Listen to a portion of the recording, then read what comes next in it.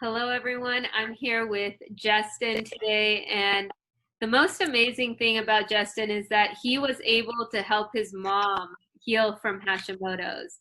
And he's totally not a big fan of the AIP. He has a workshop called Get Me Off of AIP Now. And I saw his workshop and I was totally intrigued because there are so many medicine doctors out there. There's so many alternative doctors out there that will put you on these crazy diets and make you feel more deprived than you need to be. And Justin's here to tell you more about, diet fads and lifestyle and what you really need to know to heal your autoimmune condition. So, hello, Justin. Welcome. Hey, how are you? Nice to see you. Thank you for having me. Yeah. So maybe you can tell us a little bit more about your journey and how this all started. I know you wanted to spend more time with your mom, and she was always kind of tired and going through those symptoms. And Yeah. So so the Reader's Digest version of this is simply when I was going to graduate school about 6 years ago, I guess at this point. My intention was to learn about alternative medicine for cancer. That's what I wanted to do. I want to help people with that because that was just kind of what I was passionate about at the time. But my mom got diagnosed with Hashimoto's right around that time. And in retrospect, she had been suffering for over 20 years.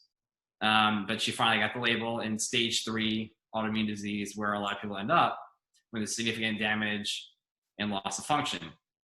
And so I didn't know what Hashimoto's was. I was like, okay, it probably doesn't sound good. I should probably look into this. And so I started really digging in through school, my library, asked my professors, really looking at the research behind this and autoimmunity in general. And I was completely blown away about how much was being missed and overlooked and ignored. And I could see that being the case because conventional medicine wasn't doing anything for her. They just gave her, they blew it off, said there was something wrong with her. And then when they found out she had it, they gave her Synthroid, play with the dosage, medication, that's about it.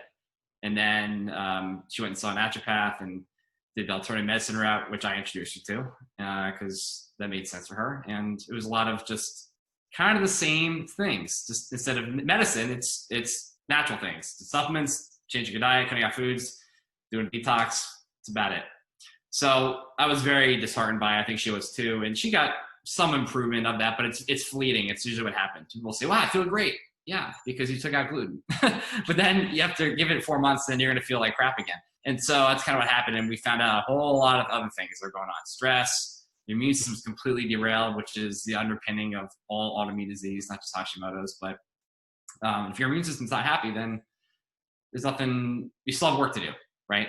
And so cut out foods, did this, did that. We found out she had infections and she had mast cell issues and she had metals, heavy metals, dental amalgam fillings, things like that, fungus. And so there's a whole slew of reasons that were creating her disease. But I mean, that was my driving force. That was my incentive to want to figure this out for her. And then when I did, I was like, there's a lot of women out there who are struggling, and Hashimoto's is the #1 autoimmune disease in the country, in the world, maybe, even at this point. And there's no slowing down of it. It's only getting worse. The prevalence of it is increasing every year by 2 to 6%, maybe, I think, last time I checked. In autoimmunity in general, that is, but not good. And it's all because of our environment. It's not because of genes necessarily, although that does have a role, but it's all environmental, lifestyle-driven issue. So that is why I do this. It's why I try to every day change as many lives as I can, and it's difficult, but it's if it weren't for my mom, I wouldn't be doing any of this. But hopefully that made sense and gave you the gist of it. Yeah, and you're so right because when I looked you up and I was just browsing Instagram one day and I found this really neat chart of how you depicted, the surface level things of autoimmune conditions and what's what are you talking about?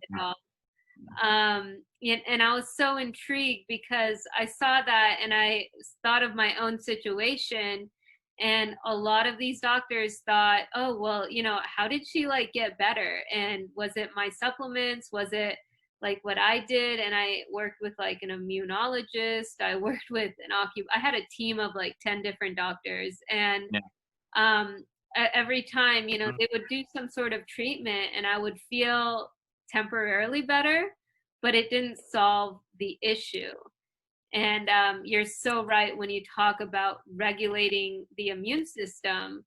So how did you go Mhm. about like regulating the system and kind of putting it back into balance again?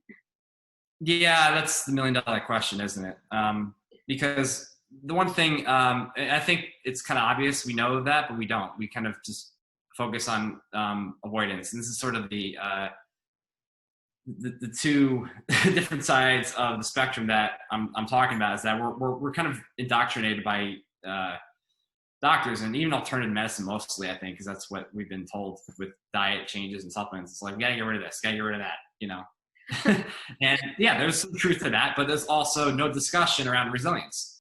And that means building microbiome resilience, mental resilience, emotional resilience, and immune resilience.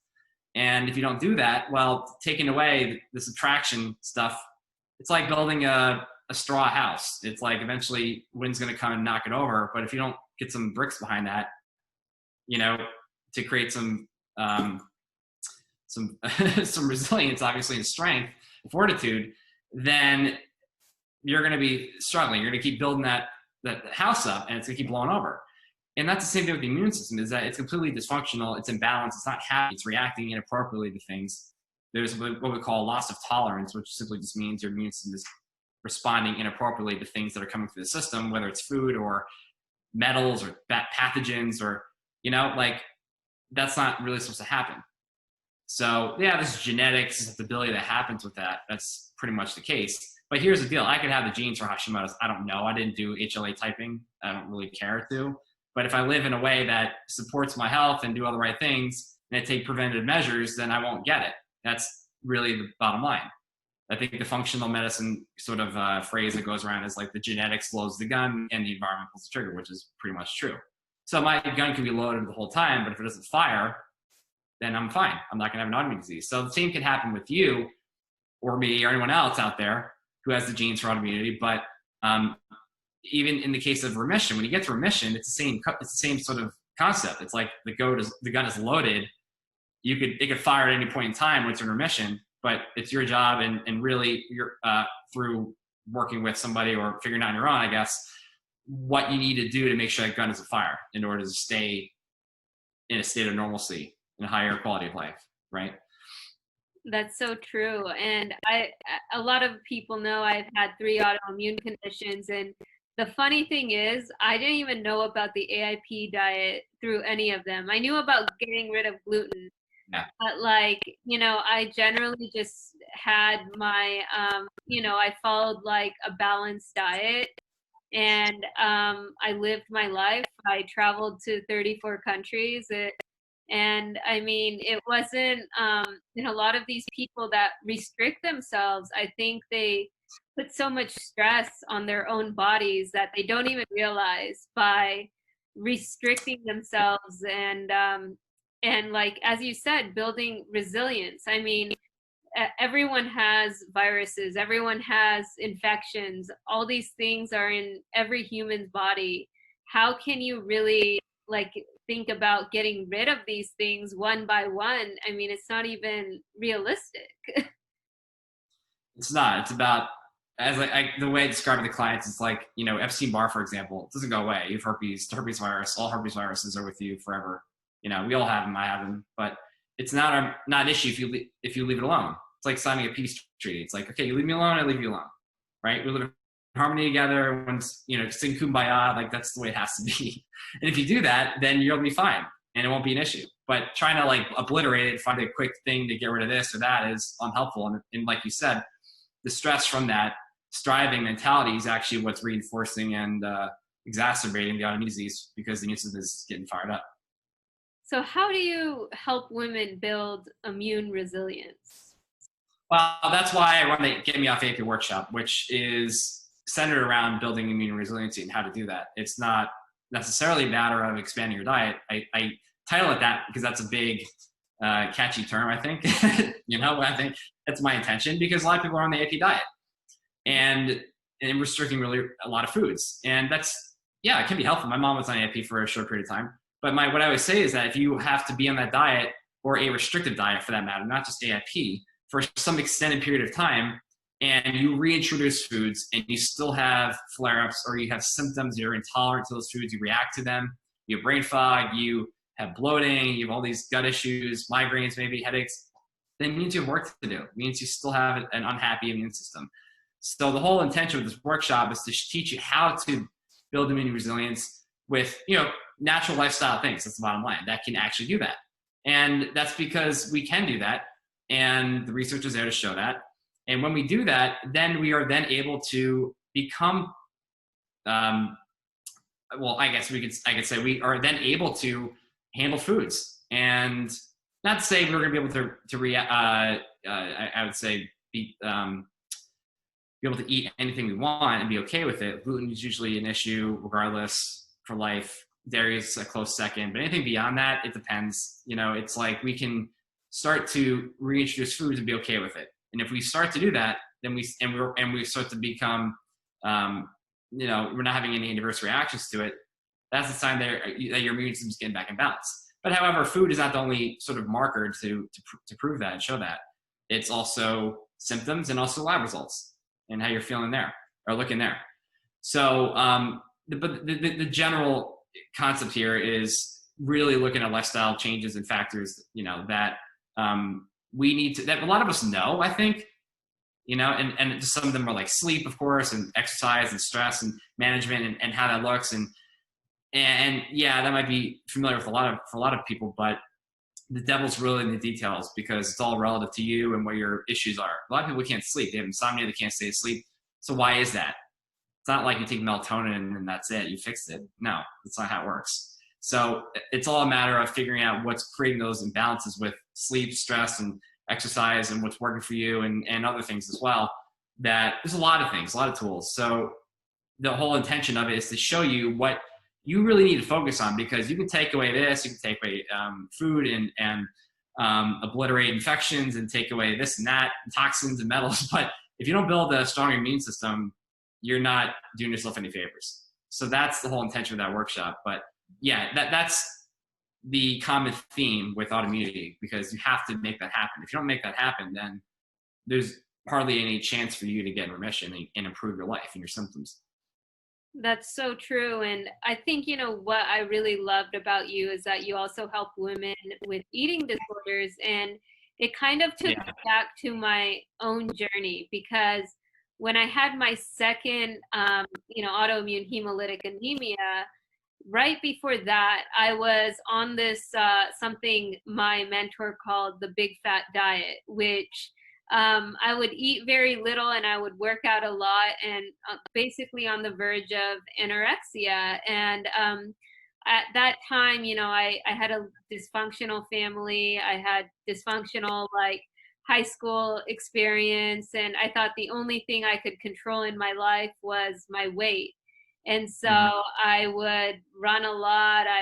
And at that time I didn't even really know about anorexia or any of the things that came with it. But I saw these patterns throughout my life, and that's something that I needed to heal myself. And I think a lot of people may be going through something like this, but may not realize it, because they don't want to put a label on it, and they don't want to say, oh, I have, anorexia. But a lot of the women I speak to, even in the Hashimoto's world, their number one symptom is weight gain. And they ask me about weight loss. And, and when they ask me about weight loss, I'm like, okay, well, what other symptoms are you having? And it's like hair loss, and everything's very surface level. And I know that you work with a lot of women that probably have the same answers, huh? 100%, yeah. Yeah. So how do you go about that? And what's your process? Just so I'm clear, with just getting people to think about what's really motivating them to change, or what would you say? Exactly, or helping them pinpoint, their real problem, not the Yeah. behind their own sort of, you know, Hmm. symptoms, I would say. Yeah, and that's difficult because I could talk about this on social media. It's one thing, but when I'm on the phone with somebody, and I've been doing this for a long time, I've talked to hundreds and hundreds of women over the past 4 years or so. The whole idea is to help them see, like, okay, you have these issues, you have this dream, you have these results that you want, but really, why do you want that? Why do you want more confidence? Why do you want mental clarity? Why do you want more energy? Why do you want to feel confident or comfortable in your own skin? You know, you want more energy, you want to feel comfortable in your skin, you want to lose weight. Like, I know those are the biggest outcome people want. But why is that? It's not for vanity. Yeah, we all want to feel good. There's nothing wrong with this. There's no shame in that. Like, feeling good and confident in your clothes is great. But that's not really why you want to do this. It's really a stepping stone for something greater. If we really, really sit in silence and be introspective for a minute, we can almost probably figure that out at some point. And that's really my encouragement to anybody watching this, and to anyone I talk to, is to sit with that, because there's something there. It might be to, and really that's the whole idea of, turning your pain to purpose and meaning, and finding the meaning in this, the significance of your disease. Pain is your teacher, unless it's your opportunity. It's an opportunity to learn about how you got here, because there's a reason for that, and it's also an opportunity to learn what this can do for you and show you the way to, a greater destination that can empower others, help others. But really, it's really, I think wholeheartedly, it's doing this to help others in some way, whatever that is, because I know that's why I do this. To some degree, because just to kind of quickly go through this to show you my point, my mom was the biggest reason for why I did this. But I went through, I'm 33. I went through a decade of hardship and pain with relationships, and a lot of grief, a lot of anger, resentment, guilt, and things that I no longer want other people to go through. And I mean, that's part of life, but to help people, show them the way to how to mend those wounds, because I didn't know how to do it for myself. And so my way of getting what I want was giving others what they need.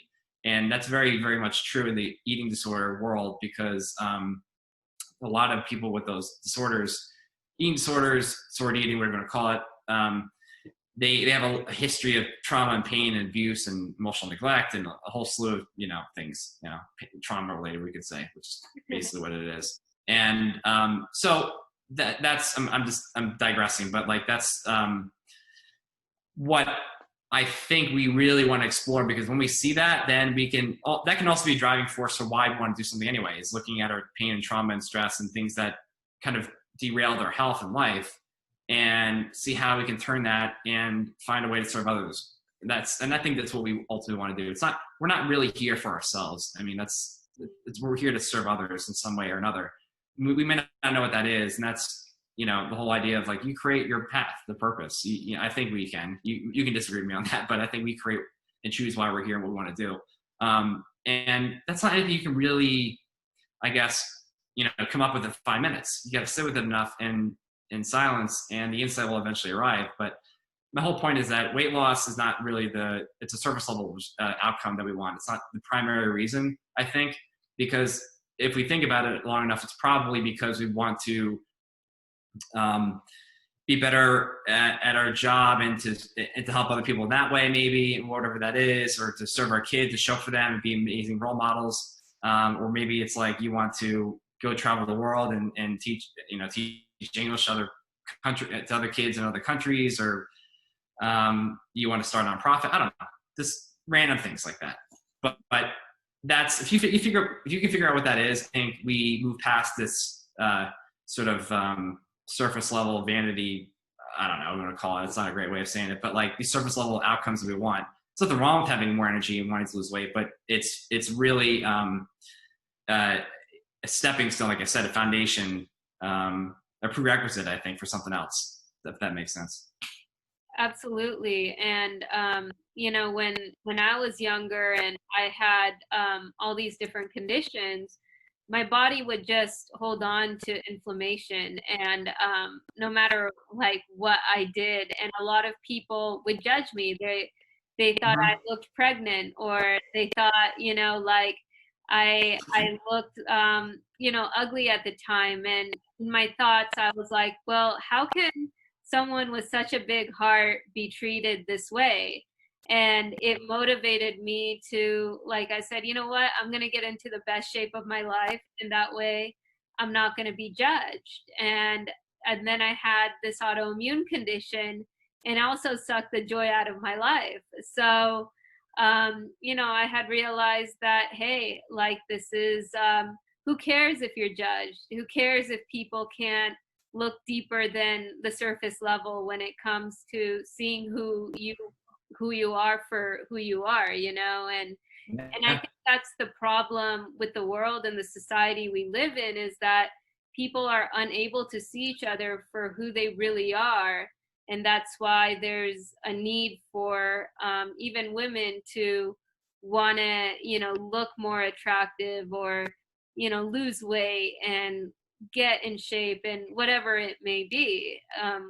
Mhm. If you agree, or Oh, yeah, 100%. Yeah, that's exactly right. Yeah. yeah. And I think, I mean, when it comes to like diets, like you're a big proponent for flexible dieting. I know you've written a book about it, but a lot of women who have these conditions would probably not agree to that. They would say, oh, well, these foods cause bloating, or these foods cause, like, it's like they cause like different effects in their gut, and they cause gas, whatever. So how do you go about like the flexible dieting? Well, just to be clear, I'm not necessarily a proponent of it. I'm also not anti-flexible dieting. I wrote it because of my experience with working with a lot of women who were in the fitness industry. That's what I did most before I did autoimmunity. Was I worked with a lot of women in the young 20s, late teens, even, who did competitions and just wanted to lose weight, but they had a lot of issues: disordered eating, amenorrhea, menstrual cycle issues, and gut issues, trauma, stress, like that. So anyway, flexible dieting is a means to an end. It's a tool, but it gets abused, and so that's why I wrote a book called, in fact, it's right here, The Flexible Dieting Disaster. And so this whole idea is to show you really why flexible dieting can be an issue. And when we talk about autoimmunity, it's very different. And not it's they're basically two conflicting ideas, I think, because meaning the AIP diet or whatever diet you're on versus flexible dieting, because you really can't be eating whatever you want. I mean, the food sensitivities are not always an issue for people, but most of the time they are. So you really have to honor that, and avoid the foods that are provoking and irritating the immune system. There's a study that came out last week. I read, at least I read it last week. That said keto was, everyone's getting really excited now. That keto was an effective tool to reduce certain T cells that are active in all the Th17 cells, in case you want to know, that activate the immune system, or that are involved in the autoimmune attack against the tissue. Now, granted, that was in mice, but that in humans maybe too, I forget. But keto is just one tool. There are other things that can reduce those Th17 cells as well. Guess what that is? Avoiding salt, avoiding iodine, and things like that. But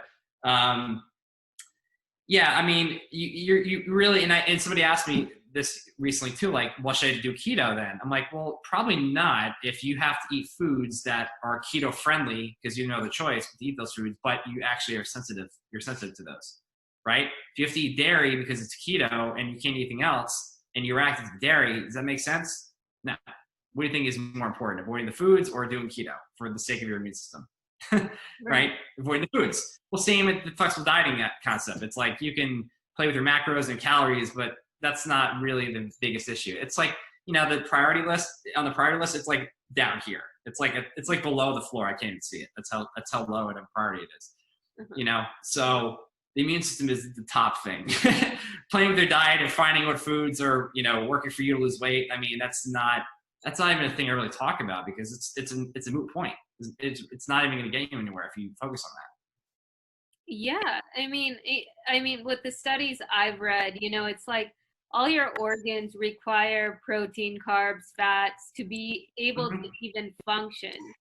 So when you start restricting yourself from all these different nutrients that are needed for your body to even work, and then you feel constipated, it's kind of like, okay, well, your liver can't work without carbs and without protein. So how do you expect your body to like digest and break down the food when you're not giving it what it even needs?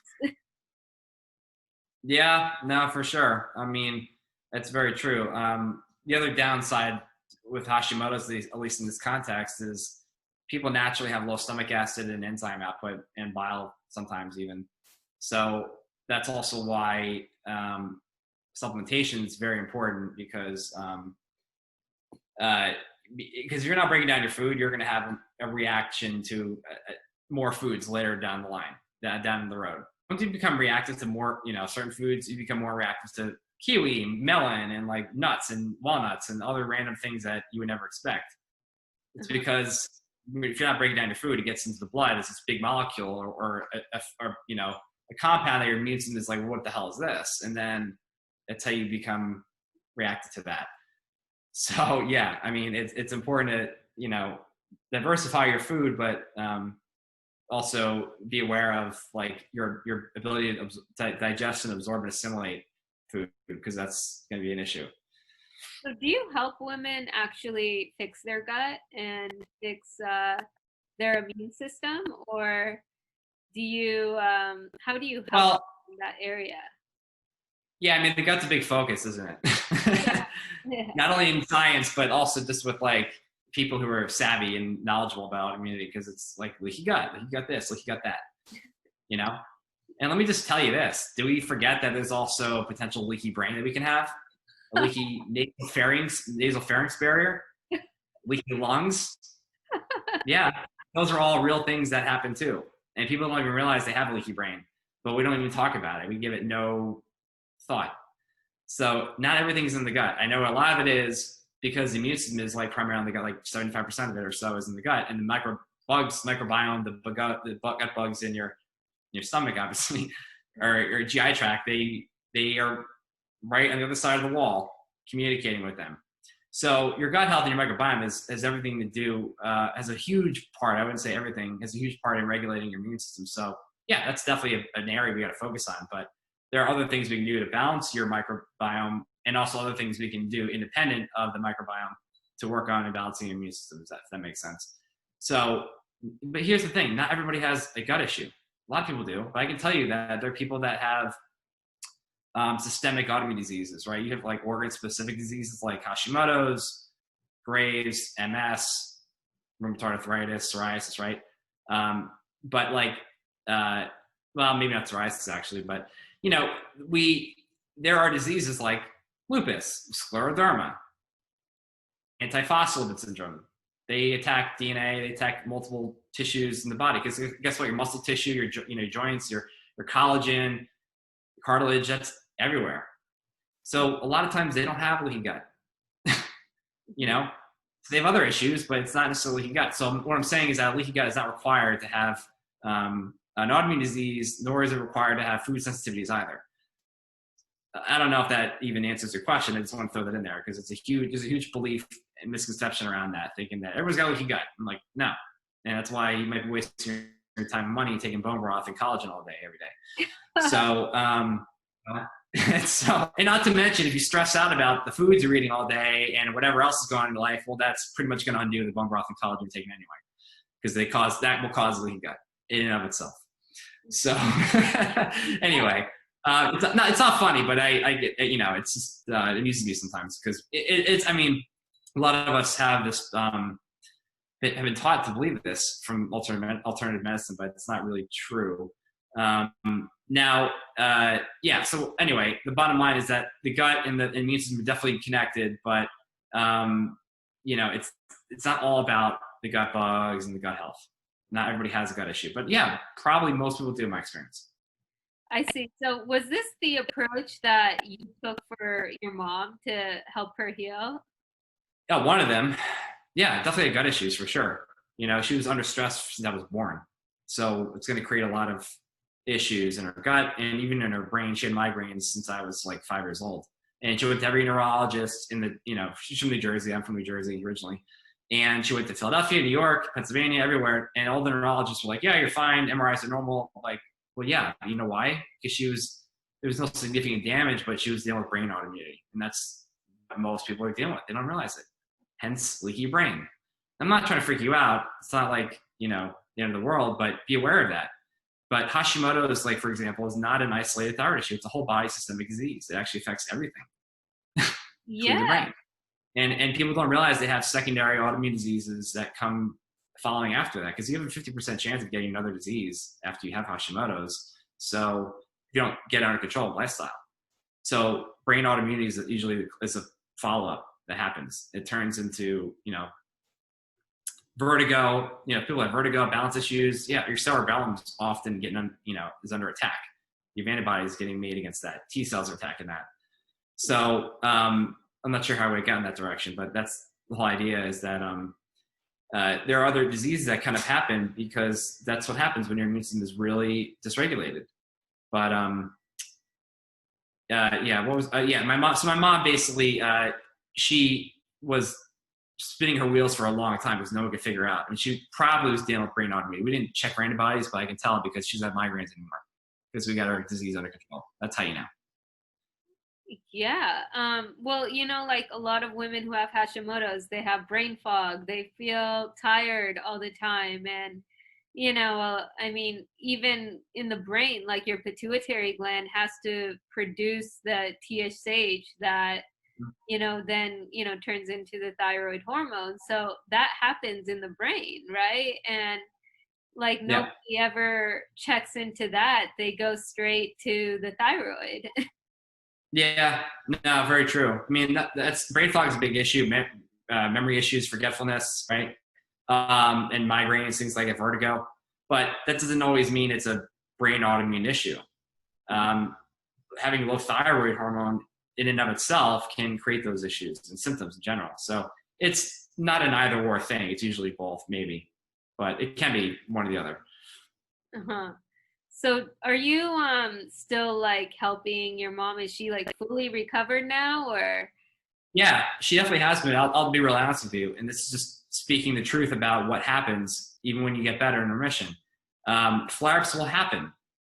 You might get better in remission, and I can probably tell you that you will experience a flare-up, and probably more than once. Not because I want you to, I want you to suffer, but because that's life. It's like you stressing out about being quarantined for another month, or like, the election and Trump being in office again. I don't know. Like you stressed out about this or that, or you get exposed to gluten. You're at a restaurant, or you have some wine, few too many glasses than you wanted to, or you get exposed to BPA and some mercury. I don't know, anything like that, infection, and maybe you get a flare. Okay, well, you got to deal with it. But the difference is that you've already taken the steps and measures to get it under control, meaning your immune system under control. So it probably won't take you very long to get back on track. So my mom had a dental procedure last summer, and had some crowns, right? And I can't remember exactly what she had done, but basically the procedure created infection, and I think she had a crown put in. That's right, and felt awful. Like a few weeks after that, she had mast cell issues, histamine issues. All these things came up. You know what happened? And we found out literally not too long ago, because it took a while to find a holistic dentist who actually, which by the way, go see a holistic dentist. They know what they're doing. They actually know the connection between infections and oral hygiene and how that relates to your gut and creates, that's a gateway to pathogens. Rheumatoid arthritis, P. gingivalis is a causative agent that can cause rheumatoid arthritis. So just as an example of how serious it can be. But she had this procedure done, kind of infection in this crown, and that's why she had a huge flare-up, and it created all these issues, and no one could figure it out because the dentist did a poor job, and I could tell because I'm like, well, think about it. You had this event that happened, and then when did you start feeling worse?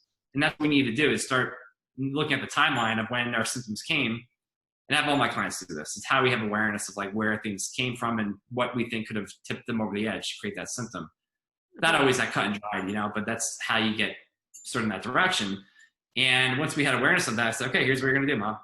So that's kind of what happens. But yeah, I mean, that can happen to anybody, and it doesn't mean it will, but be prepared. It might, and you got to be ready to deal with it if that flare-up happens. But that's part of the autoimmune experience of because we're not curing anything. There's no fixing. There's no curing. There's healing. I always say this now. There's no cure for the human condition. There's a healing journey and a spiritual path. So are you going to try to fix everything all day and try to do everything and make it happen by tomorrow? Or are you going to try to heal and find patience in that, and acceptance, and non-striving, and letting go, and not being attached, because that's where we find peace, and usually where we find the end of suffering. In the suffering is the end of suffering, as I say too. So I hope that answered your question, but that's the whole idea. Yeah, you're right. Even myself, I haven't had Hashimoto's in 2 years, knock on wood, but yeah, great. There are days where, I'm like, okay, today is like my gut is something's wrong, like something I have like I'm too tired, or I can't do my work or whatever. And it's not like the world is ending. And I think a lot of people, they think, okay, well, maybe if I, get healed, I can go back to my, eating everything I want and living life to the fullest. And it's like, no, when you have an autoimmune condition, it's with you for life. It's just not as bad as you being on the couch all day and right. That's what I tell people is that when you get a flare up, it's like, maybe before, like now, when you're really sick, you're in bed for 5 days or whatever. If you're in a lot of pain and even a flare up, when you're in remission, you might recover within a few hours or a day. It's like, okay, so put it this way. It's like right now you might be feeling like you're taking 2 steps forward, 1 step back because you're doing this protocol, you're seeing this doctor, this practitioner, this dietitian, this acupuncturist, this herbalist, whatever, getting their protocol. You see some improvement or nothing at all. You take 2 steps forward, then you take 1 step backwards or 2 steps backwards, and you're back to where you started. And that's what happens all the time. That's why people are in this vicious cycle of getting nowhere because they're doing this Band-Aid, quick fix stuff. And healing doesn't happen that way. It doesn't mean it's not important. It's just, that's all you're doing. Well, I hate to say it, but that's why you're still stuck. So the whole idea is when you get the full thing, the whole solution that you need, and what I'm doing with people, then you are taking like 500 steps forward, then you get a flare up. It's like taking 1 step backwards. Very, very different. But that's management. That's autoimmune management. That's all we can do. If you try to find a cure for it, I think we all might be dead by the time that happens. Because there is nothing. It's a lifestyle-driven issue. So finding a cure is not realistic. It's or trying to whatever you're trying to do. I don't know, but it's simply a matter of finding and this is part of you and your individuality and learning your boundaries and where your limitations are and what you can get away with and what you can't. And your body will tell you. If it doesn't like you eating this or stressing about that or overcommitting yourself and putting everybody first, but your kids first and ignoring your health and trying to serve everybody and you're type A and all this stuff that really is very common, then you're workaholic, you're perfectionist, doing all these things, then your body's going to let you know it doesn't like it. And so you have to honor that. Otherwise, if you don't, you're going to pay the price. I hate to say it. And from a place of compassion and love, that's what I'm trying to say is that you're really just going to, find out that it's not working for you and you have to make that change. If you really want to feel better, maintain, higher quality of life. You're right. I mean, this whole autoimmune journey has been a gift to me. I mean, it's helped me create that oneness between my mind and my body. And a lot of people still live on a subconscious level where I had no choice but to live on a very conscious level when it came to my environment. And it just created this extra sensitivity, but I know exactly, when there's something wrong in my body, I would know, versus somebody else, like the average person would just say, bypass it and drink more alcohol, and that's, their way of dealing with their body. So I think, it's a gift in disguise if you're willing to see it that way. It is, you know, yeah, it's like we could try to get rid of our disease, but it's really there for a reason, because it didn't just happen out of left field last night because you ate some gluten and, you drank some wine. It's because there was a bucket and it filled up with water over the years, and then it suddenly spilled over, and now you have full-blown manifestation of symptoms in this disease. So it's teaching you something. Okay, well, what did you do in your life that got you here? Right. And you learned that. Yeah. And the last question I wanted to ask you was, just going back to, where all this stuff starts, and like working with women who are on these crazy diets that believe that this is the way of healing. How do you go about turning that around? Because I'm sure that when they come to you and you're doing like everything against what their doctors are telling them to do, it's almost like you're gonna get a no right away. So how do you go about turning around that mindset? Well, yeah, good question. And really what I'll say is that I'm not trying to necessarily convince anybody to be like, no, it's not about diet. I'm saying that, but not from like a standpoint of a perspective of stop focusing on diet, focus on this instead. That's what you need to do. Like, if you don't, you suck and you lose, you're not going to get, I'm not saying that, but what I'm trying to say is I'm posing the question of like, well, if you're doing diet changes, cutting out all these foods, you're taking 80,000 supplements, and you're seeing someone else that's going to give you the same thing, and you do the same thing over and over, and you're on the merry-go-round, and the same thing over and over. Let me just ask you this. Is that getting you anywhere? Are you in your 8th year of doing this?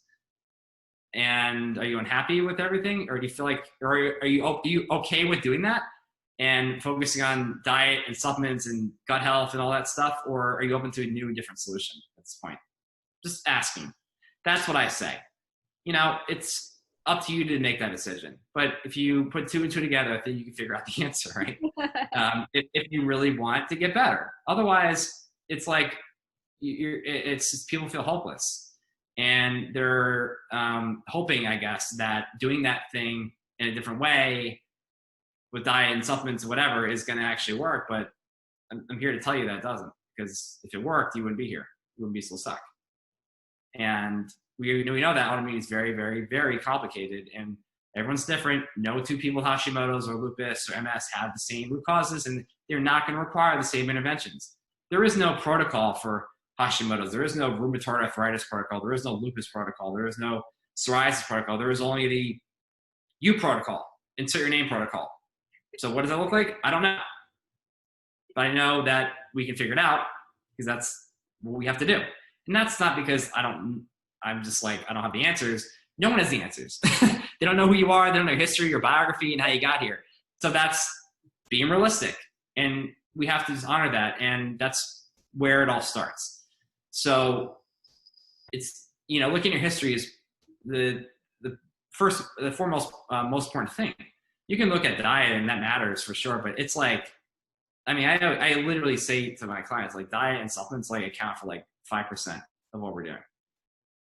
Wow. Because of how profound everything else is, with the immune system, the root causes, and stress and trauma, unreconciled, unprocessed emotions and pain, things like that. Which, by the way, my body thing, which I specialize in, that's what I focus on the most, because it's the most overlooked and ignored thing, is mental stress and pain and trauma and that stuff. If you don't deal with that, you work with that, there's nothing you can do but you swallow it that's going to get you better. That stuff is literally going to overshadow all the attempts you make and all the temporary results you might get. Yeah. So and that comes from experience, not just pulling that in my butt. You know, it's just really like what I found. Stress really is very, very impactful on the immune system and your healing. The challenge is that we don't realize it's there for us. We have to be like, yeah, I have a great life. I love my job. My husband's great. My kids are a little annoying, but it's okay. Like, okay, but is there actually deep-rooted pockets of pain related to shame and unworthiness? Were you molested when you were 8 years old? Are you still dealing with rejection when you went to high school with some friends? I've heard it all. And those are all things that literally they shape the way your biology works and your nervous system and your immune system. It's just very low grade stuff, and we don't realize how much that's impacting and really connected to our physiology. So anyway, I'm just rambling, but hopefully you get the idea. That's so true. And I experienced that firsthand, with growing up on my own. I didn't really have like that mom and dad to support me. I never had a support system. So, Yeah. it's like not having a support system and going through life on your own is traumatic in itself. But it was part of my healing journey. And I later found out it was because I was supposed to build my own tribe and my own so-called family. And that's why I had to be alone. But, everyone has these sort of messages and everyone has these sort of realizations if they're willing to do the deeper work, I think, that is involved, which beyond just seeing the disease for what it is. Yeah. But yeah, and I think everything you said is right on point. And the only thing is, like, I want to know, what are your 3 biggest takeaways for women who have Hashimoto's who are watching you today? 3 biggest takeaways. I may be repeating myself a little bit, but the first one would be that you cannot diet, supplement, and medicate your way out of autoimmune disease. Okay? Yeah. I'm not saying they don't matter. I'm saying you just can't do those things and call it a day. And I think you might agree, if you've done those things, you're still where you are. Okay, so that's number 1. Number 2 is building resilience. I mean, that's so key. What are the intentions? Because if your intention is to really get rid of your disease, I need to get off my medications, I need to lose weight, I need to fix this, I need to resolve that. That's actually an additional hindrance that you're creating toward the results you want. And it's actually at the core, and really it's creating more suffering for yourself. That's sort of the paradox, is the striving, the need to fix everything, get rid of this, is pretty much keeping you stuck in the suffering. So it's not a matter of what we do. Yes, we need to cut out foods and we need to do this and heal the gut and work on heavy metals and liver support, whatever. We need to do all those things, but what's the intention behind it? It's how and why you're doing it. It has the intention of, I need to do this and do it right away with an aggressive mentality and like be really strict about it. And like, if I slip, I'm going to be back to, I'm going to be back to the starting point again. And you put that pressure on yourself and you have these high expectations. That's a very different intentional energy than being patient, accepting where you are, facing the truth, right? Coming to terms with things and letting it teach you something. Your disease tells you something. That's probably the third point, is letting it teach you. What can you learn from this? Because it's there for a reason. It's not there to ruin your life, although it might seem like that. All this stuff happens for a reason, and so maybe we should let that be the vehicle and let it teach us a thing or two. Let it be our salvation. Let it be our path to growth and healing. And that's the whole point, is that healing takes place when you stop trying to strive and fix everything, but face the truth and face it with compassion and wisdom and having a different set of intentions behind it. And when you do those things, healing actually happens. So that's sort of the irony of it all. And maybe, I don't know if this is maybe for the last one I'll just say is that you got to be a participant in this healing journey. And I say this because a lot of us are like, and I say this kind of facetiously, is like we kind of sit in a lounge chair drinking a Mai Tai in the sun, getting a tan. You're like, okay, doc, like, let me know when you're done and you fix me. And healing doesn't work that way. It's your job to heal yourself.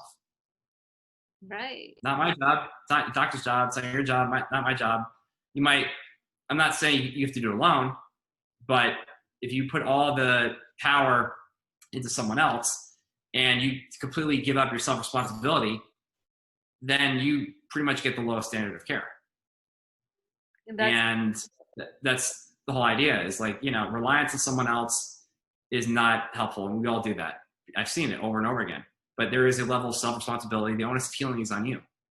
So that means engaging, interacting, reflecting, introspection, history, exploring, those sort of things, and doing the work on the side.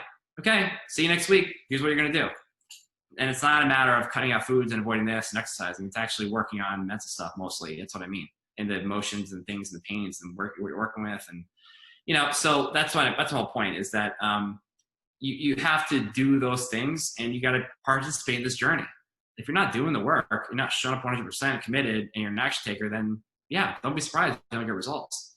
Because I'm saying this because people ask me all the time, like, what's your success rate? Like, what's your, what's your success rate of getting people results? I'm like, yeah, 100%. If I know I can help you, because I can tell you I have from this experience and this client and that's this client, and you show up 100% for yourself. If you don't, then we're not going to be successful, neither you or me.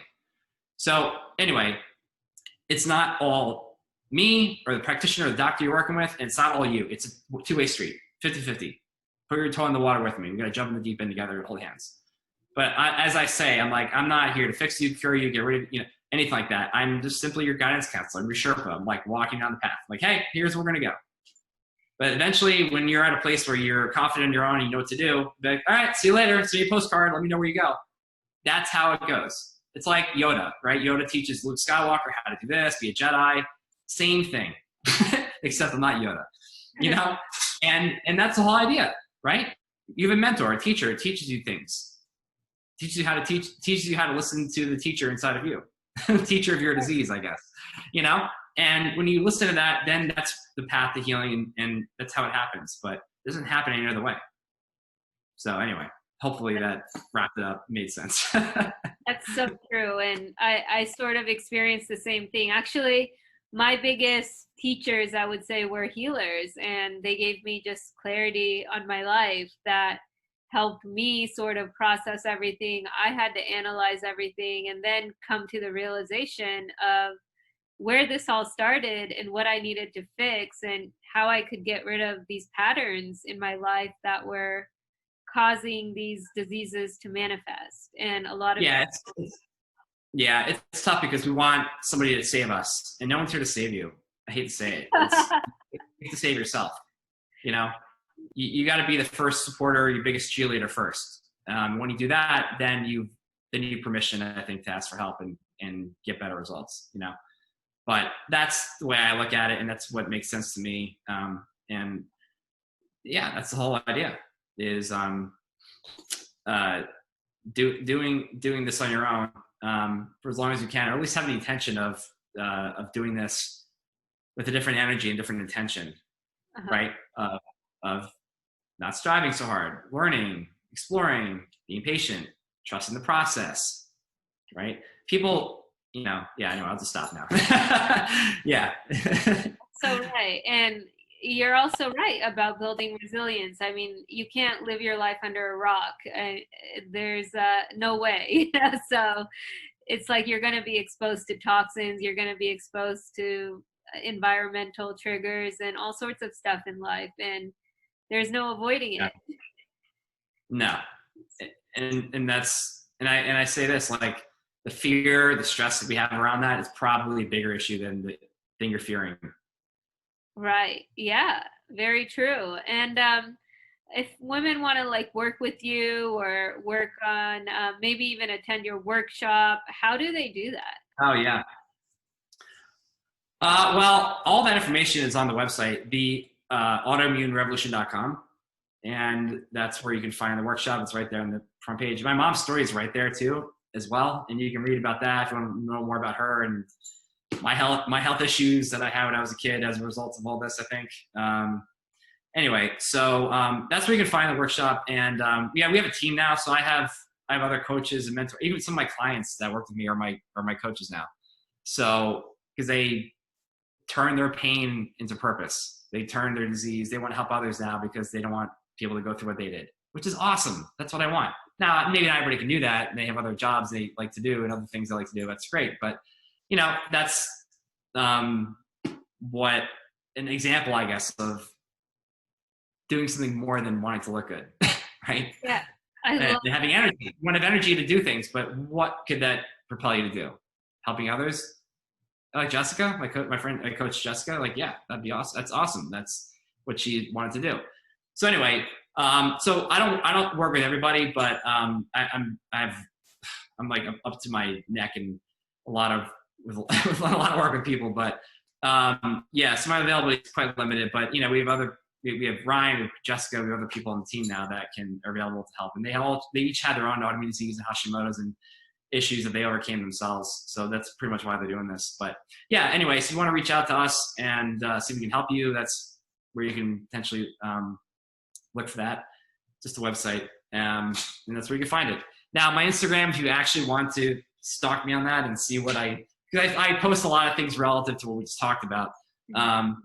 That is just my name, Justin Justin Janoska, Janoska, and that's it.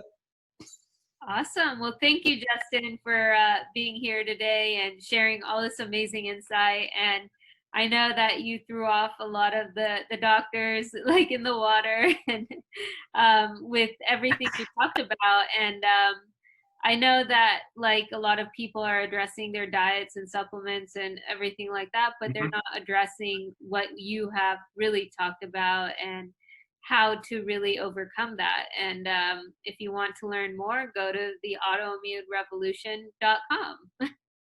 Thank you. Well, thank you.